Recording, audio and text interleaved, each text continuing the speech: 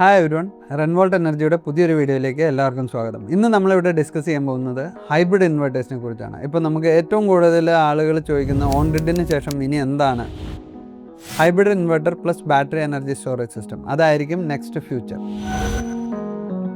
Hybrid system എന്ന് പറഞ്ഞു കഴിഞ്ഞാൽ അത് ഓൺ ഗ്രിഡിൻ്റെയും ഓഫ് ഗ്രിഡിൻ്റെയും ഒരു കോമ്പിനേഷനാണ്. നമുക്ക് ആദ്യകാലത്ത് നമുക്ക് ഉണ്ടായിരുന്നത് ഓഫ് ഗ്രിഡ് സിസ്റ്റംസ് ആണ്. എന്ന് പറഞ്ഞാൽ സോളാറിൽ നിന്നുള്ള എനർജി നമ്മൾ ബാറ്ററിയിൽ സ്റ്റോർ ചെയ്ത് നമുക്ക് യൂസ് ചെയ്യും. പക്ഷേ അതിൻ്റെ ഒരു ഡ്രോബാക്ക് എന്ന് പറഞ്ഞാൽ അതിനൊരു ലിമിറ്റ് ഉണ്ട്. നമുക്കത് യൂസ് ചെയ്യാവുന്ന ഒരു ലിമിറ്റ്, അല്ലെങ്കിൽ സോളാറിൻ്റെ ബാറ്ററി സ്റ്റോർ ചെയ്ത് കഴിഞ്ഞാൽ പിന്നെ വന്ന പ്രൊഡക്ഷൻ വേസ്റ്റ്, അങ്ങനെയുള്ള കാര്യങ്ങൾ. അങ്ങനെയാണ് നമ്മൾ ഓൺ ഗ്രിഡ് സിസ്റ്റത്തിലേക്ക് വന്നത്. ഓൺ ഗ്രിഡ് സിസ്റ്റത്തിലെ ഏറ്റവും വലിയ അഡ്വാൻറ്റേജ് നമുക്ക് സ്റ്റോറേജ് ഇല്ല, പക്ഷേ നമുക്ക് കറണ്ട് ബില്ല് സീറോ ആക്കാൻ പറ്റും. നമ്മളൊരു ഇൻവെർട്ടർ വഴി KSEBയിലേക്ക് എക്സ്പോർട്ട് ചെയ്യും, ബാലൻസ് തന്നെ നമ്മൾ ഇമ്പോർട്ട് ചെയ്യും. അങ്ങനെ ഒരു സിസ്റ്റമാണ് ഓൺ ഗ്രിഡ് സിസ്റ്റം എന്ന് പറഞ്ഞാൽ.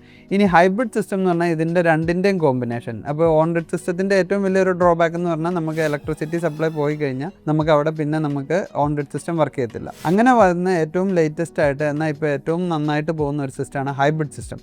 ഇതിൻ്റെ ഒരു ഡ്രോബാക്ക് എന്ന് പറയാനുള്ളത് കോസ്റ്റ് വൈസ് കമ്പയർ ചെയ്യുമ്പോൾ ഓൺ ഗ്രിഡിനേക്കാളും കൂടുതലാണ്. കാരണം ബാറ്ററി സ്റ്റോറേജ് വന്ന് ലിഥിയം ബാറ്ററി വരുന്നതാണ്. ലിഥിയം ബാറ്ററിയുടെ ഒരു കോസ്റ്റും ഹൈബ്രിഡ് ഇൻവെർട്ടറിൻ്റെ ഒരു കോസ്റ്റുമാണ് എൻ്റെ അത് തന്നെ. നമുക്ക് ഏറ്റവും കൂടുതൽ ഹൈബ്രിഡ് ഇൻവെർട്ടേഴ്സ് പോണ രണ്ട് ടൈപ്പ് കസ്റ്റമേഴ്സ് ഉണ്ട്. ഒന്ന് NRI കസ്റ്റമേഴ്സ്. അവർക്ക് പുറത്തുനിന്ന് വരുന്നവർക്കൊക്കെ ഇവിടെ കറണ്ട് പോയാലും ചൂട് സഹിക്കാൻ പറ്റില്ല, അവർക്ക് AC വർക്ക് ചെയ്യണം, അങ്ങനെ ഒരു കണ്ടീഷനുള്ള ഒരു വിഭാഗവും. രണ്ടാമത്തെ കണ്ടീഷൻ എന്ന് പറഞ്ഞാൽ വീട് കുറച്ച് അകത്തേക്ക് കയറി, ഇപ്പോൾ ഒരു കാറ്റും മഴയും വന്ന ലൈൻ പൊട്ടിപ്പോയി, പിന്നെ 2 ദിവസം എടുത്താണ് അവിടെ സപ്ലൈ വരൂ, അങ്ങനെ ഒരു കസ്റ്റമേഴ്സാണ് രണ്ടാമത്തെ വിഭാഗം. ഈ രണ്ട് കസ്റ്റമേഴ്സാണ് നമുക്ക് ഹൈബ്രിഡ് ഇൻവെർട്ടേഴ്സ് സാധാരണ ചൂസ് ചെയ്യണേ. ഈ ഹൈബ്രിഡ് ഇൻവെർട്ടറിൻ്റെ ഒരു അഡ്വാൻറ്റേജ് എന്ന് പറഞ്ഞാൽ നമ്മുടെ വീട്ടിലെ എല്ലാ കാര്യങ്ങളും വിത്ത് ബാറ്ററി സപ്പോർട്ട് സോളാറും ഉണ്ടെങ്കിൽ നമ്മുടെ എല്ലാ കാര്യങ്ങളും നടക്കാൻ പറ്റും. ഇപ്പോൾ നമുക്ക് മോട്ടർ അടിക്കാം, വാഷിംഗ് മെഷീൻ വർക്ക് ചെയ്യാം, ഫ്രിഡ്ജ് വർക്ക് ചെയ്യാം, അയൺ ബോക്സ് വർക്ക് ചെയ്യാം, AC വർക്ക് ചെയ്യിക്കാം. ഇങ്ങനെയുള്ള എല്ലാ കണ്ടീഷൻസും നമുക്ക് ഹൈബ്രിഡ് ഇൻവെർട്ടറിൽ മീറ്റ് ചെയ്ത് വരും.